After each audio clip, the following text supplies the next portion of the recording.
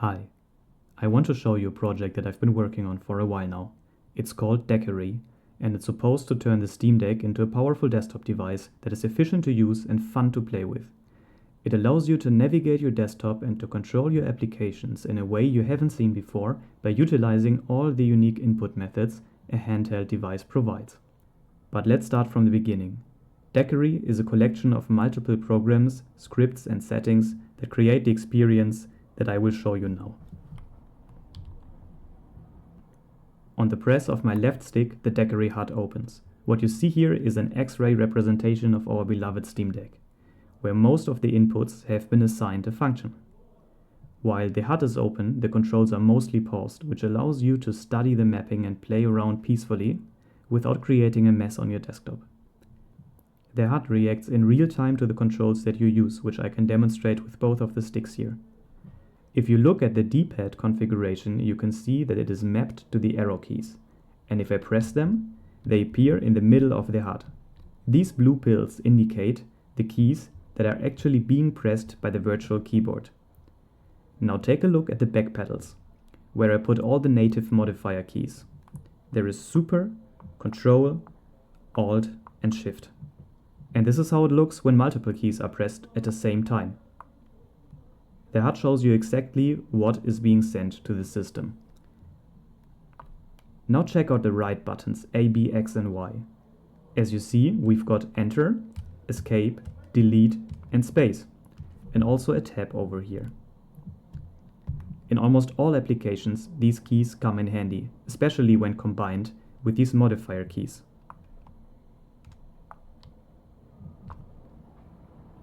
And don't forget about the triggers, which are mapped to the left and the right mouse button. The curious eye might already have discovered these yellow diamonds next to some of the controls. These indicate that there is another layer of controls to be discovered. As long as I press L1, that layer is active and the controls are remapped to a different set of functions. I personally chose to use L1 for desktop-related functions and L2 for application-related functions. As you see, not only keyboard keys can be mapped to inputs, but also actions can be executed by sending commands directly to the system. When I press L1 combined with up or down on the D-pad, I can switch between desktops, as the event preview indicates. A mixed case here are copy and paste, which are shown as actions with their own labels for convenience, but are just sending Ctrl-C and Ctrl-V under the hood for compatibility. Okay, let's see it in action. If you are new and want to learn how to use Deckery, you can enable the controls while the HUD is still open. Now the input is live. I press L1 and up to switch to the last desktop and down to switch back. In my setup, I can use left and right to switch between activities.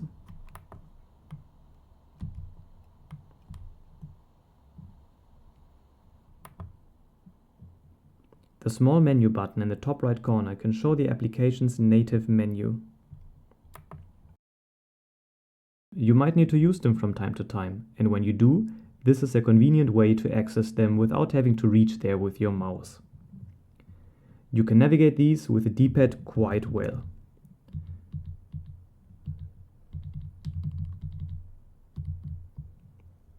You can also move in with your mouse to assist that. There is room for potential improvements on how to use these menus well on handheld devices.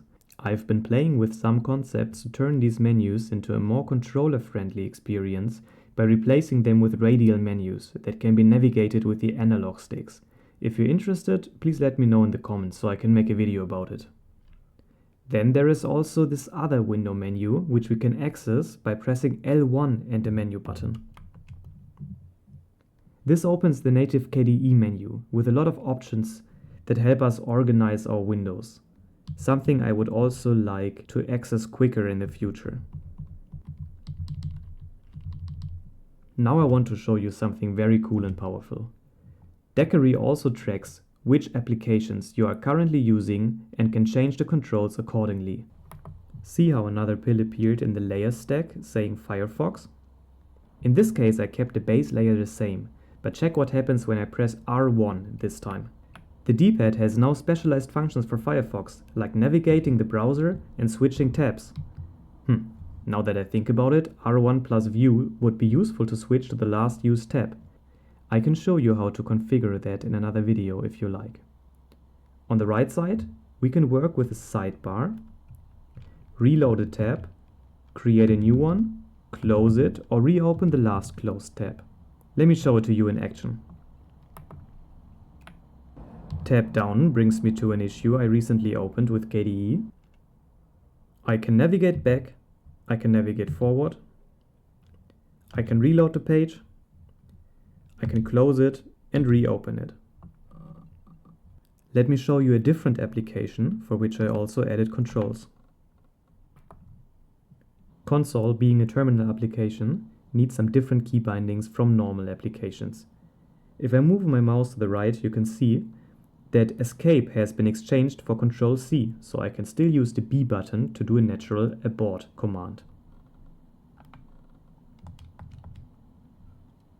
I also changed Copy and Paste to use Control Shift V in the case of console being focused. Now that we are working with two windows on the same space, it's time to do some window management. Did you notice that when I press L1 there is still a diamond being displayed for R1? This is because I added another layer that is activated when pressed L1 and R1 together that will help us to move windows to a different space or back to toggle the floating behavior of a window, to maximize it, put it into full screen, or to close the application. Of course, many applications and workflows require text input. So let me show you how to work with text here. Although we don't want to rely on Steam forever, there seems to be no better virtual keyboard around for the KDE desktop right now. I have changed Steam's controls to open it when I press Steam plus X, so Steam's shortcuts don't interfere with Deckery's controls. Even though Steam's virtual keyboard behaves poorly on desktop, it is still a powerful backup tool. For my daily work, I prefer to rely on a push-to-talk solution, which allows me to make use of the two front-facing microphones and just dictate the text into any application. I can navigate through and edit text pretty comfortably with our controls. I can jump word by word, I can select all, delete all, bring it back. I hope you enjoyed this little demo of Deckery and that it gave you a good impression. If you want to try it out for yourself, please go ahead. I would be happy to hear your feedback and ideas for improvement. Although setting it up might be a bit advanced for now if you're non-technical, an agent like Claude can help you get started easily. At last, I want to talk about what Deckery is not able to do yet, and where we need to rely on external software. Steam Deck users know that fluent control of the mouse pointer and scrolling with the trackpads is only possible when the Steam process is running in the background, because it emulates its own virtual mouse and keyboard in a pretty nice way. One goal of Deckery is to become as independent from the Steam process as possible. In my setup, almost all of Steam's desktop controls have been deactivated and replicated inside of Deckery. What is left over for now are mainly the trackpads and the virtual keyboard.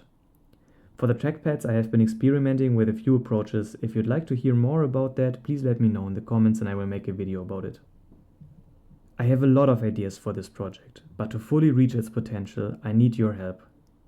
If you like what I do and want to support me, you can sponsor me on Ko-fi or on GitHub. Both links are in the description below.